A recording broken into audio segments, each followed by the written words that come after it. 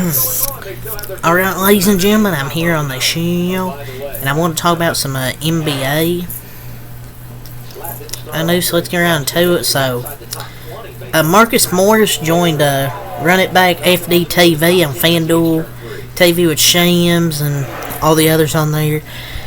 And he talked about bubble stories with the Clippers. You could have guessed it. Marcus Morris. He says Los Angeles Clippers would have won the championship in 2020 if the bubble hadn't happened. These dudes are still making excuses about the bubble 4 years later. And I thought the bubble was easier. Why couldn't the Clippers win then? So you were isolated solely to play hoops with no distraction, yet couldn't win the chip, so you blew a 3-1 lead instead. Okay there, Mr. Morris. And the Lakers are literally the best team before the bubble. They were like 52-19.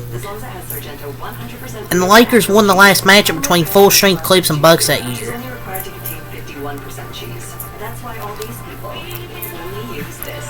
I don't know. Pandemic P played pretty ass in the bubble there, and why do we care what Marcus Morris says in 2024? They were not as if they were the only team or player impacted. In fact, the players who went to the finals had to endure this exact thing the longest. Just sounds like a bunch of excuses for Mr. Morris. So, some news here via Hoops Hype, some stats. So, if he said this via Hoops Hype, if Jason Tatum maintains or closely matches his current scoring pace that he's on, he is poised to eventually rank as the second highest scorer in NBA postseason history. I'm not going to say he's getting carried this postseason because I feel like he's had some solid games. It's just not like efficient games that are standing out, like, say, Jaylen Brown that's standing out. I think Jaylen Brown's been the better player this postseason.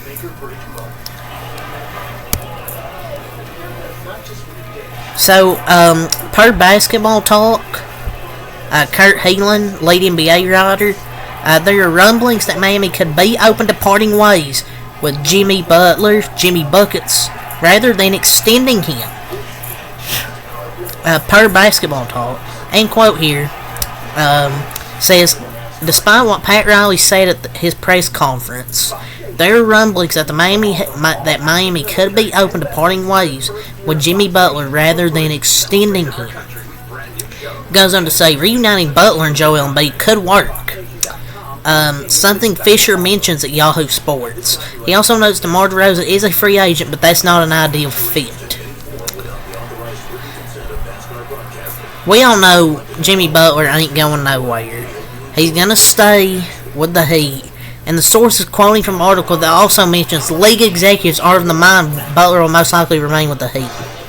That's what they're saying, but I think it's just absolute cap. I think it's just anything for clicks at this point. And I don't even know if this is even a source. I don't see him going back to the Sixers. I just think he's going to stay with Miami. So it feels like every time the Heat lose, you'll hear, oh, Jimmy Butler could be getting moved. Jimmy Butler could go somewhere else. And then you'll end up staying with the Heat like usual. So via The Way Show podcast, Lonzo Ball, he said he expects to play in the first game of next season. So it looks like Lonzo Ball is finally coming back from that injury. And hopefully he has a good first game. And he's never gave a specific return date. Ever, so it's good to see Lonzo's actually going to be healthy. And he was cooking before he got hurt. I think the Bulls are getting a good pace back. And I'm rooting for Lonzo Ball because I hope he does come back. I think it's going to be a good, I don't want to say revenge season, but a good season to prove why he was a big piece of that Bulls team. Remember when they were actually good, a top 4 team in the East? So, Doug Holler talked about the Suns potentially drafting Bronny to lure LeBron over to Phoenix. He said, and quote, it is possible drafting Bronny could help the Suns lure LeBron to the desert on a minimum contract. Probably not. But if you're Jones and owner Matt Ishbia, it doesn't hurt to explore. End quote. Oz emoji. End quote here from Doug Holler, and the Suns potentially drafting Bronny to lure LeBron to Phoenix. I mean, KD and Bron on the same team would be interesting to say the least. That would be the most Matt Ishbia thing to do. But why would he take a minimum contract? I mean, he's already made a lot of money, so I'm pretty sure it wouldn't matter. But this shit's not happening, man. It's never gonna happen. I'm just being honest. There's no way in hell that would happen. Would it be possible? Maybe, but I don't see it. Rich Paul defends LeBron James for being a supportive black father to Bronny. I'm not going to sit here and punish a dad for being excited about his son, because for many years the black father was portrayed as absent and he was portrayed as non-supportive. I mean, yeah, you might hate LeBron, but at least he's supportive with his son. Because he's a role model, whether you like him or not. Whatever is said about Bronny should be drafted now is whatever. He's absolutely done right by his kids. I mean, he's not wrong. But I don't think anyone said he was a bad dad. I don't think anyone's should be mad at LeBron for supporting his son. I mean, there's some people out there, but the fact there's even a thought to defend, this just shows how pathetic people are. Like, of course a dad's gonna support their son, and they're excited for them to go to the NBA. Kind of sad how people hate on social media for someone excited for their son to get into the NBA. I know he didn't have good college here, but still. Lonzo Ball reveals that a meniscus was donated to him. And quote, I had to get a new meniscus from a donor. I had to get a bone allograft, and I had to get some new cartilage put in as well. Man, I didn't know that was possible, getting a meniscus donated and all that shit to you. But that's actually crazy. You had to get a freaking that donated to him. Man, I hope he comes back and plays good in basketball. But I'm just glad he's healthy now and hopefully feeling better. So the Lakers, Nets, and Hawks reportedly discussed a 3-team deal earlier in the season that would have sent D'Angelo Russell to Brooklyn and DeJounte Murray to Los Angeles, per Eric Pincus here. And the quote, multiple sources say that before trading for Dennis Schroeder, the Brooklyn Nets were in talks with the Lakers for Russell, with LA getting DeJounte Murray from the Atlanta Hawks. The negotiation died between the Lakers and the Hawks, but the Nets still need a starting caliber guard. Whew.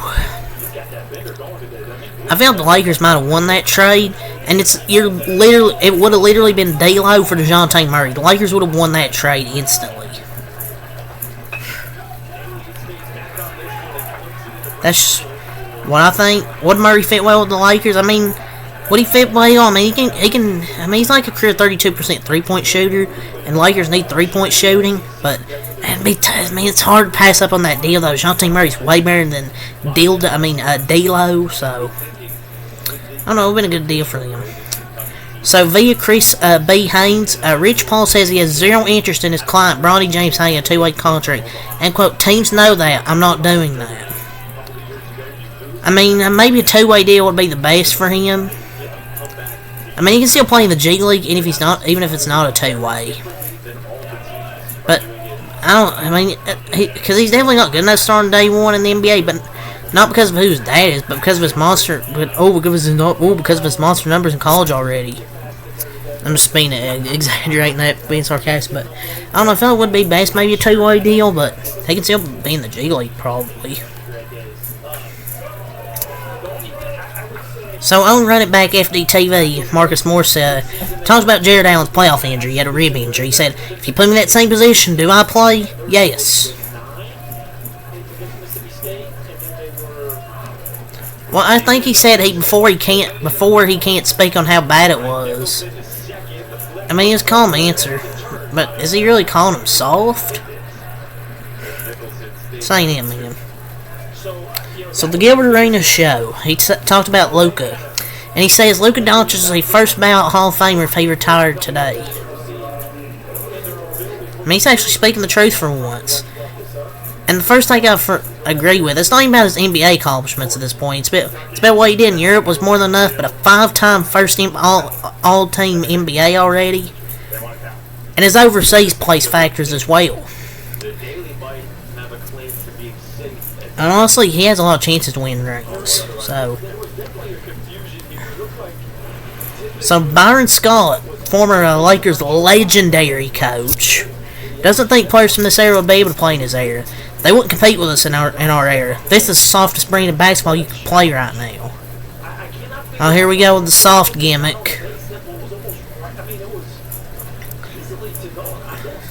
They may be softer, but they'd cook y'all regardless. I feel like this league has evolved and this era is so talented. Byron Scott acting like he was something as a coach in the league. And Marcus Morris also talked about there was a disconnect in the Cavs locker room. And quote, I kind of seen it. Sorry to say it. I think JB's time just ran out. Still kind of awkward when you did better than the year before. Not to mention, there is a clear roster problem with that team.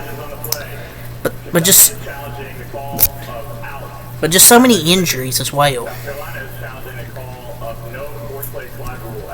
So, Kendrick Perkins, oh boy. He did not include Brandon Miller on either his first team or second team ballots for the all-rookie team. Man, the worst people really get to have a vote. You should give me a vote, NBA. I would get the right votes. Say you got people like Kendrick Perkins who's on ESPN, and you got him leaving him Brandon Miller for the first or second team ballot. These type of people who get a vote do not watch basketball. I swear. So, remember Domantas Sabonis got a first team all NBA vote? Well, Ignacio Garcia officially voted for Domantas Sabonis as first team all NBA, first team all defense, third in defensive player of the year, and fourth in MVP voting. Safe to say he's a fan of Sabonis. But don't ever let that man vote again. Buddy thought he could hide. You can't hide, buddy. Man, these are the type of people that vote on awards. Draymond Green thinks Minnesota should give Kyle Anderson more minutes and maybe bring Rudy Gobert off the bench. Man, Draymond really likes to take shots at Rudy Gobert. I swear he isn't serious at times. Kyle Anderson? Slow-mo? Excuse me. But couldn't be more wrong. Come on. Kyle Anderson wouldn't do shit. The Philadelphia 76ers might consider offering Klay Thompson a 1+1 year deal, similar to the one Bruce Brown received prior to Jake L. Fisher. The Sixers sources said took note of Indiana's 2-year splurge for Bruce Brown that then became the biggest salary headed back to Toronto in exchange for Siakam. Veteran wings like Klay Thompson and KCP would fall to on the Sixers' list of targets for similar 1+1 contract, sources said. I mean, if Klay can start to shoot better in Sixers and Philadelphia maybe find what he used to have in Golden State, maybe they could help him. I don't know. Chandler Parsons said via running back FDTV, Luka's already better than Larry Bird was.